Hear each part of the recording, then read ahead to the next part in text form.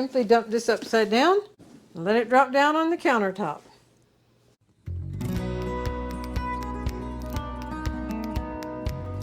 Howdy folks, I'm Martha and I welcome you to Hershberger's Miracle Homestead. Welcome all the new subscribers we've had recently, and welcome back all of our subscribers. We're having kitchen action today, and I don't know how many times we've had kitchen action going on that you have seen a jar like this sitting on the countertop. Sometimes it's 2 jars. What is significant about this jar and what's in it? It's a sourdough bread starter. So that's what we're going to be making today, is sourdough bread. I'll go across the ingredients and then we'll get started. The ingredients we'll need are bread flour, sugar, mazola oil, salt, and with any recipe, a cook can adjust the ingredients. And the original recipe for the sourdough bread does not use yeast, but we do use yeast in ours. And then the star of the bread is the starter. And then here is some more flour that we won't need for at least 12 hours. So I'll just push this to the side. There's different ways you can do with the starter. You can feed it and wait for 12 hours and then use it. Or how we do it is we feed it, it waits 12 hours and then goes in the refrigerator. And then 12 hours ago, I pulled it out of the refrigerator, let it get room temperature. And then it's ready to go. You use what you need, and then you feed what's in there. And then let it out for 12 hours and put it back in the fridge. So here's the yeast, a dash of sugar with that. And whenever a dash is called for, which there again, that was my dash. It wasn't in the original recipe. I do about 1/8 of a teaspoon. Warm water. You don't want it just lukewarm, but you want it toasty warm to the touch. And then just dump this over here.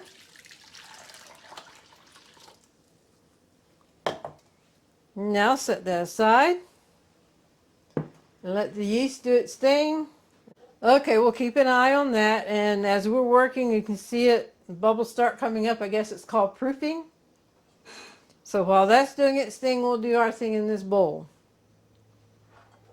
Salt, sugar, mazola oil, and you don't want to use metal. You notice I have everything glass or plastic. Here is the 2-quart jar with the starter. I like to give it a good stir.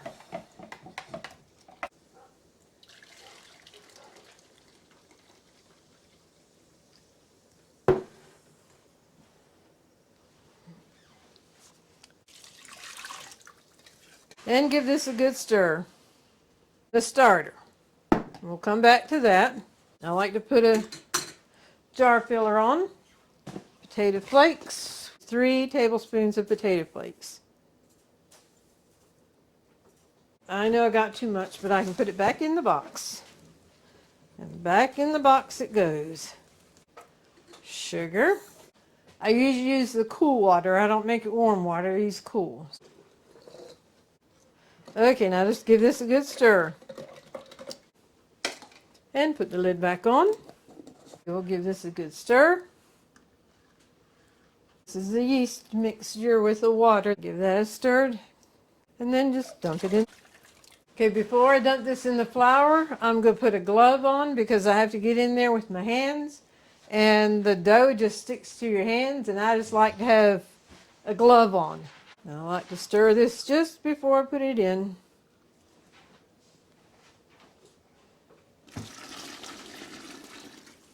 Dumping it into the bread flour. Now that's when you get your hand in it and work it up. And I usually put it on a stool so I don't have to reach up and down in, but I can go more down on it. But this will be easier to be able to do it with you all. So just keep turning it around and mixing up as you go. I got a stool so I can get down on the job better. Just keep mixing it good until it's all incorporated well. I just like to press it out that's kind of even across the bottom. And that's my timer going, saying that I need to get to the camera because it's about to quit recording. So, perfect timing. Now we'll get the lid on.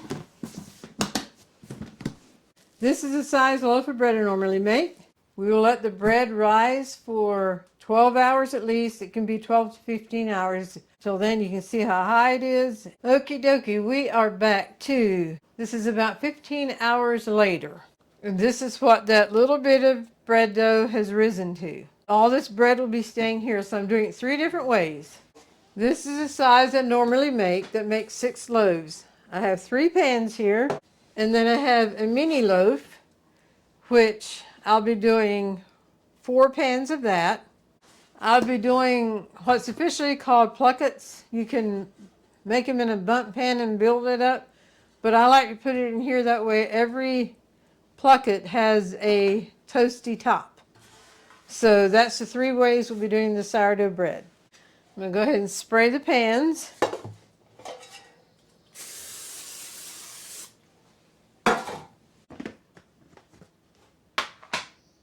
Yes, the aroma that's coming up. It's probably going to start going down when I tip it, but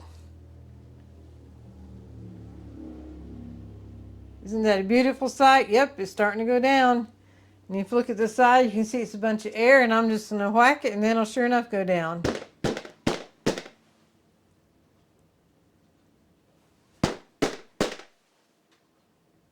Then with this, I'll just go down the side and work it a little bit. Get the initial main air out, and then we will work it after it's on the countertop.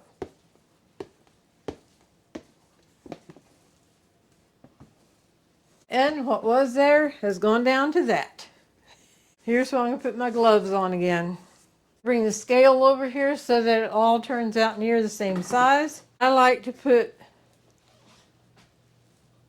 foil on the top and then let it run down in front of here, so when you have flour up here, because I'm putting flour up here to weigh it, then any spills that come, well, here. I usually have it facing me, but for the camera, I'll do it this way so you can see.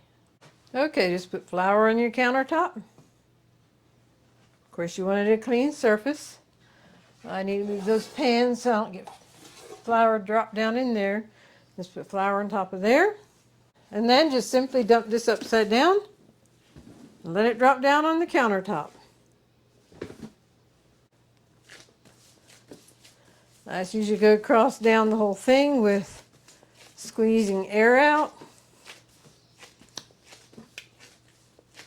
I don't know if you can hear it popping or not.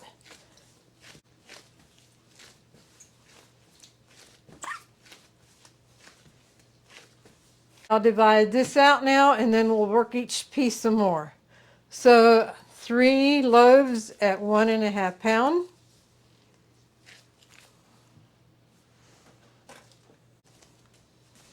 And then 4 loaves at 3/4 pound. 1. And then that is what will go into the plucketts. I'm just going to remove this now so it's out of the way. Here's where the fun starts. Get your fingers exercised.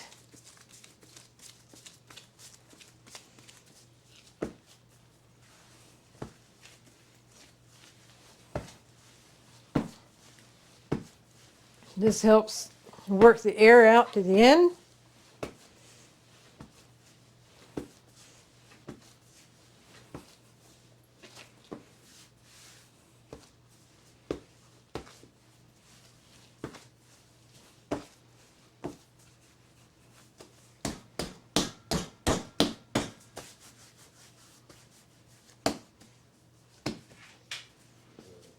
And then just pick it up, put it in your pan, and work it a little bit more. Ready for the next one. Just to repeat. We're ready to start with the little loaves now.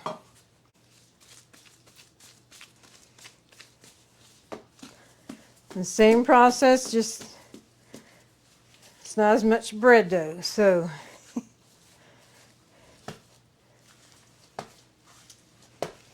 But I can still hear the air going, escaping out.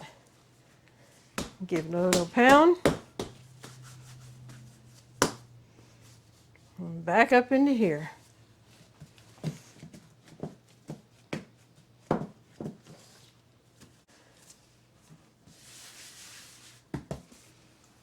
For the plucketts.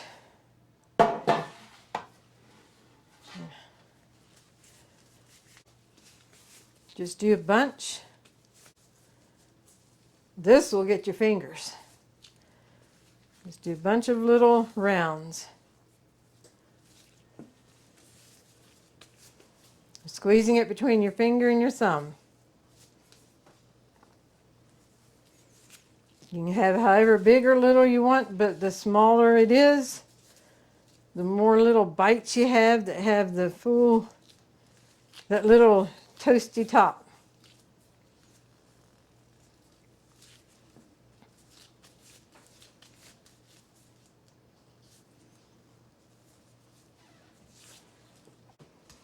Okay, we have a number of little rounds here now. I need to do the next step. Butter or margarine that you want to melt. Now I'll pour it in here. This is a mixture of brown sugar and cinnamon. A cup of brown sugar to a tablespoon cinnamon. And I try to keep this on hand because I make a cinnamon butter to put on toast. And that's what we give Buddy, and I enjoy pieces nearly every morning too. So I'll put some of that in here. For these, we'll just drop it in the butter or margarine and then in the brown sugar mixture. And that's what you have. Place it in the pan.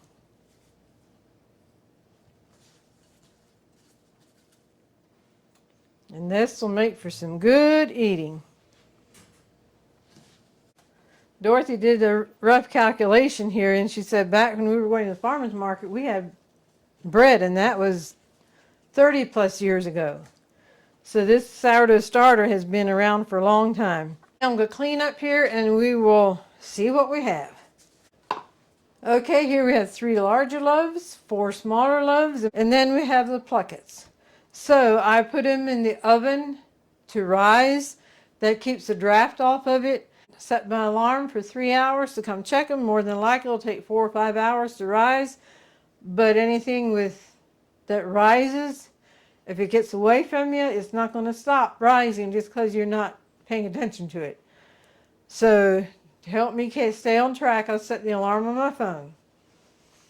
Well, it's always a good feeling of accomplishment when it's that far. All right, we'll be back when this is ready to bake. I pulled the bread out of the oven that was rising over here. The oven behind you preheated to 350. Buzz pulled everything out so we can see it all. And if you don't have an oven to put it in to rise, why, that's okay. Just put a towel over it and that works just as well.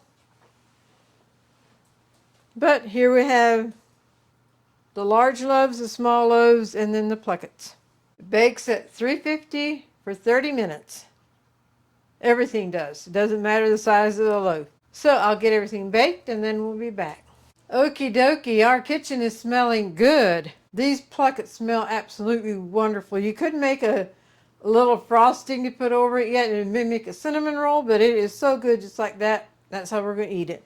And the bread, then you'll want to butter the tops. That'll help the tops to stay soft.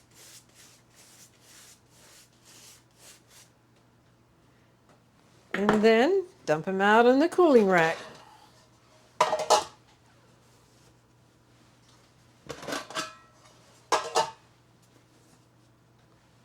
And I will turn that way now. So we have all 3 of them lined up here. So here we have it, folks.